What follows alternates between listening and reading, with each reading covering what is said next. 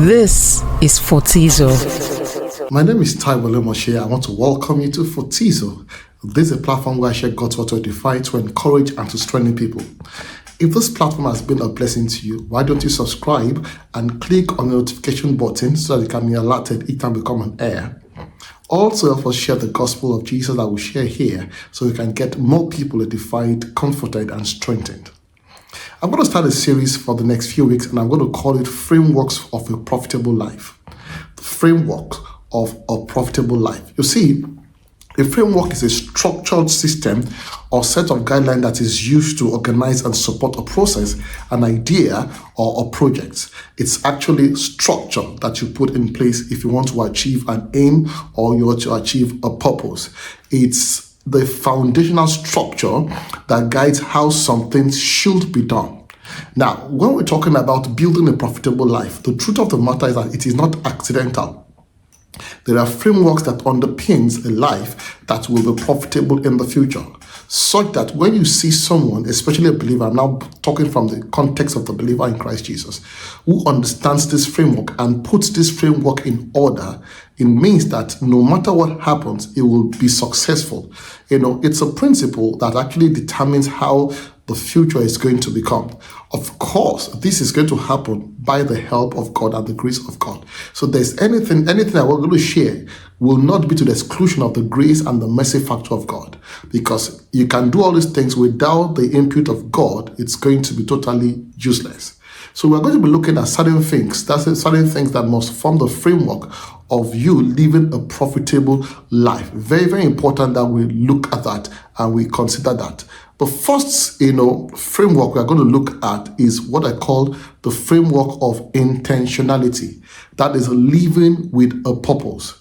Intentionality means doing things deliberately and purposefully. There are a lot of people who are not intentional when it comes to their lives. They are just drifting from here to there. They don't have a clear structure of how their life should look like. They are just living per time, and then things on the outside is what is actually dictating the pace of their life and how their life is being lived. So more like they are reacting to life rather than having, a course that actually helps them to move through life. So it's important that you as a believer, you must be intentional about your life and not drift through life at all. So drifting through life will mean that you are being tossed to and fro, and then you can arrive at any destination that you find yourself. It's just like putting a ship, on the sea, and the sailor, the captain does not have a particular place or a chart where he's going to. So I'm going from point A to point B, and you just put the ship on the waters. Of course, it will drift according to the movement of the waters, and then it can go anywhere. And many lives are like that, drifting on the sea of life, because there is no place they are actually going to. Now, living intentionally is going to help you move from reactionary life to living life by design. Life ought to be lived by design. There should be a template. There should be a plan. There should be a picture in mind, and you build according to the picture that you have. Of course, when God was going to build, Moses was going to build a tabernacle, and even Noah was going to build the ark, they did not just build from what was just in their head. No, God gave them a template because God was intentional about what they wanted to build. And God gave them the design, gave them the structure, gave them the measurement of each article that's going to be in the tabernacle and the ark. This is what the windows should look like, 2 by 3. This is what the door should look like, and this is the material that you should use.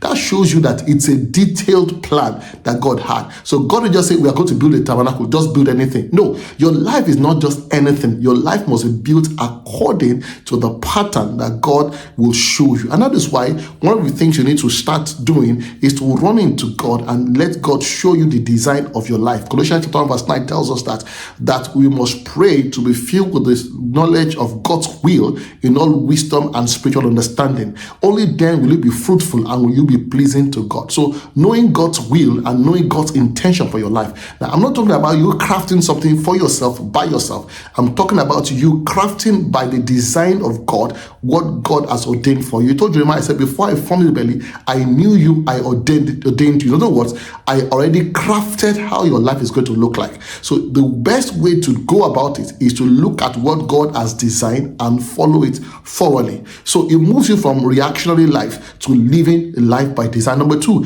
it helps to shape your values. Your intentional living shapes your values. Number three, it helps you to choose your association. Why? Even in the building of the temple, not every wood was going to be part of the building. God had a design, God had a framework, and anything that will go into that temple or into the building of the temple of the ark must be according to the design. In other words, even though, like I think one of the editions, that you are not permitted to hate anybody, you are permitted to love all people, but not all men are going to feature in the course of your life. And there are some that will come at some point, but at some point they will need to exit your life. So it helps you to choose your association per time. Number four, it becomes the compass of your life. It gives direction. So you know that I am not going from A to C, I'm actually going from A to D. It gives you direction. And we have an example in scripture, Daniel.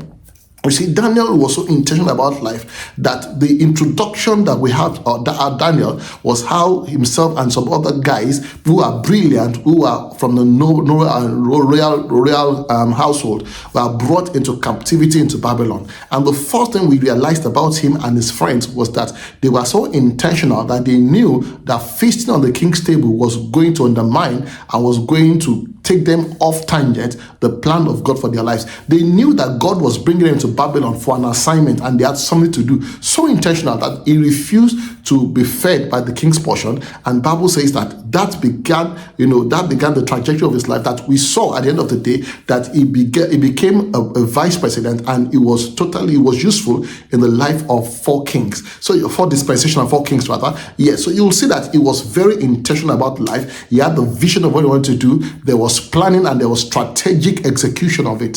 So you will see that you must live your life intentionally if you are going to have a good life tomorrow. Now, a few things you must learn quickly as we build a life of intentionality and a life that is intentional. I call it intentional life system. Number one is to establish your core purpose.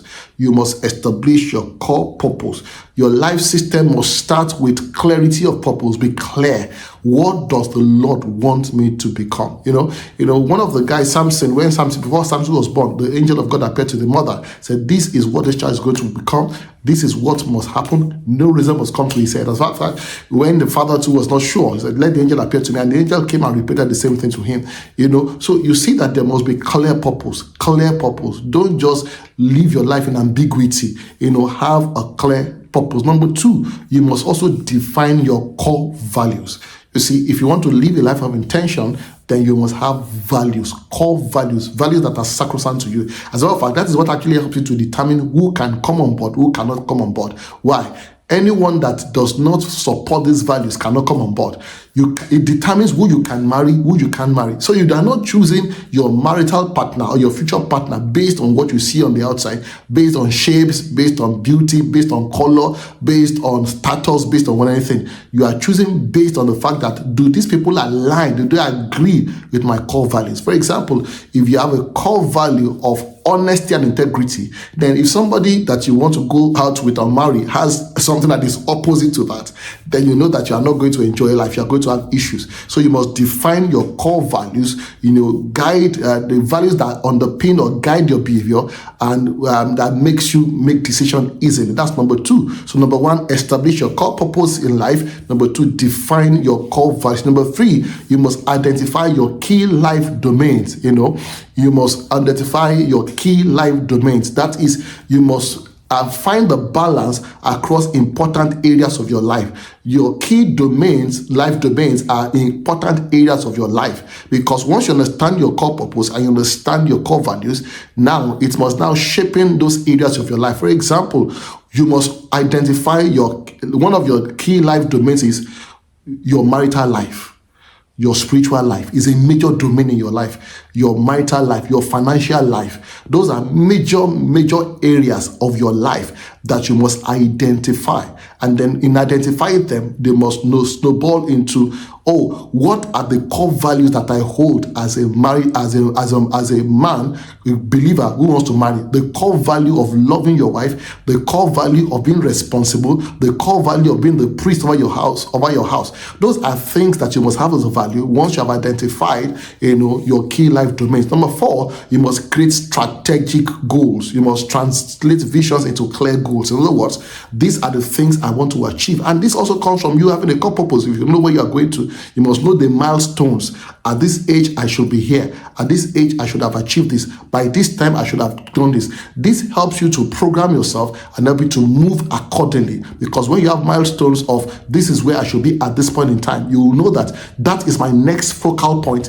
That is what I'm concentrating my energy on. It helps you not to dissipate your energy anyhow, because you know this is the next thing to do. So everything that you are doing is channeling all your strength towards that area. And once you reach that milestone and you're able to achieve that, you know that, okay, the next thing is we are going to this level. And then you also channel all your energy towards that. Or else you will just have many goals and then you are dissipating your energy anyhow. And at the end of the day, you have not achieved anything that is clear. Once you have created your strategic goals, you must now build a daily, weekly habit that helps you to achieve that goal. And that is why you must have goals per time. Don't just have several goals you want to achieve 10 things at the same time. No, put those things and structure them in such a way that this comes first, this comes second, this comes third. And then once you have that, you now ask yourself, what are the things I must do daily, the things I must do weekly, the things I must do monthly if I'm going to arrive at this first destination, and then you must now begin to do those things clearly, leave those things out,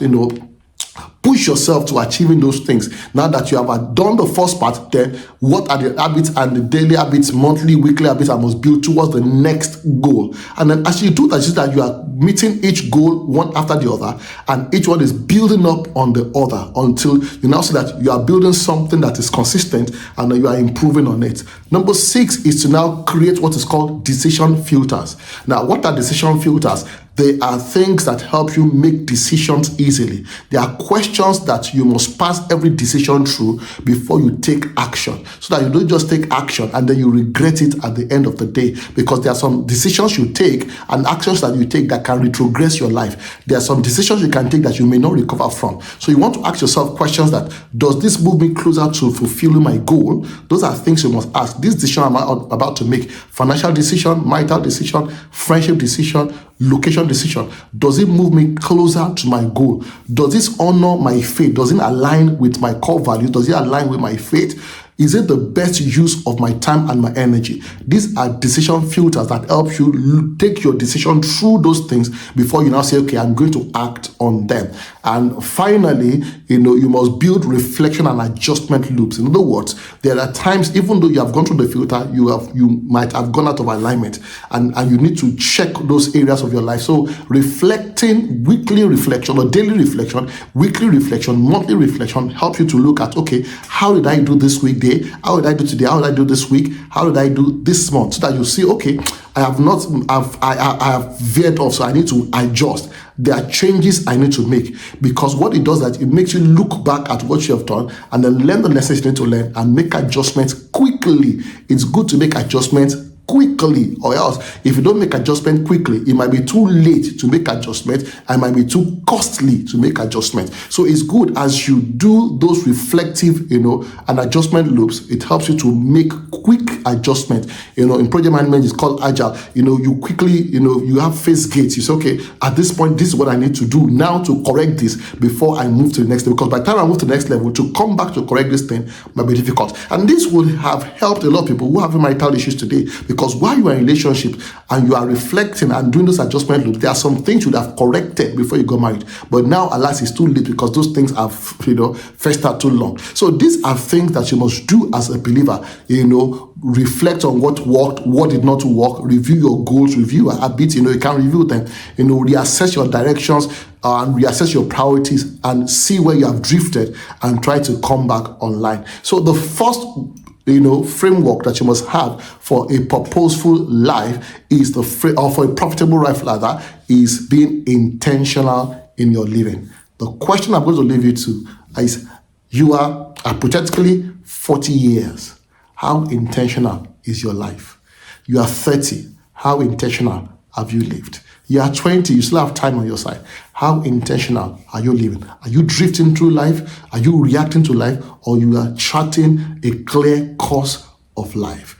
I pray the Lord will help you with this that you have heard in the name of Jesus. I believe this has edified you and has blessed you. My name is Taiwo Lemoshe. God has blessed you.